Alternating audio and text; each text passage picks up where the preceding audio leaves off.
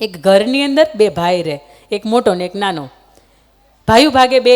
દાદાએ એવું કીધું કે હવે મારી અવસ્થા થઈ ગઈ છે, હું બેયના તમને જુદા કરી દઉં છું, તમે એક રીતે રહ્યો, ખાઓ પીવો ને મોજ કરો. એટલે મોટો જે હતો ને એના લગ્ન થઈ ગયા હતા, એમના સંતાન હતા. નાનો હતો એના લગ્ન બાકી હતા. અને દાદા છે ને મોટાને ભેગા રહેતા હતા. નાનાને ઘરે રસોઈ આવી જાય, ખાય.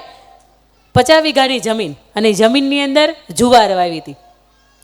જુવાર લણાણી, જુવારનો ઢગલો થયો, અને બે ભાઈઓના હરખા ભાગ પડ્યા હતા. બેયના ભાગની અંદર 500 ગુણ જુવાર આવી.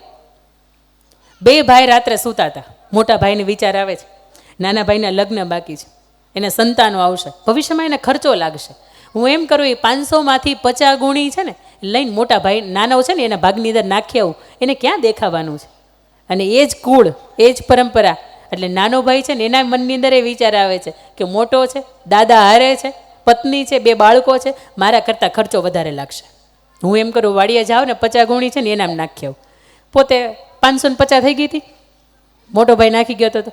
પોતે વળી પાછો જાય છે, એને ખબર નથી કે મોટો ભાઈ અહીંયા નાખી ગયો છે. પોતાને વળી પાછી પોતાનામાંથી 50 ગુણી ઉઠાવે છે, અને મોટો ભાઈ છે ને એના ભાગની અંદર નાખ્યા. હવારમાં ગણીને તો બેન 500 રહી. કહેવાનો મતલબ એ છે કે જ્યારે ભાઈ માટે આપી દેવાનું મન થાય ને, એ ઘરની અંદર રામાયણનું સર્જન થાય. પણ મારા ભાઈના ભાગ્યની છે, અને છતાંય હું હોયની અણી જેટલું નહીં આપું. આવી જ્યારે દુર્યોધન વૃત્તિ મનની અંદર પ્રવેશે ને, ત્યારે એ ઘરની અંદર મહાભારતનું સર્જન થાય. એટલે ઘરને મહાભારત બનાવવું કે ઘરને રામાયણ અવધકુળી બનાવવું, એ આપણા હાથની વાત છે.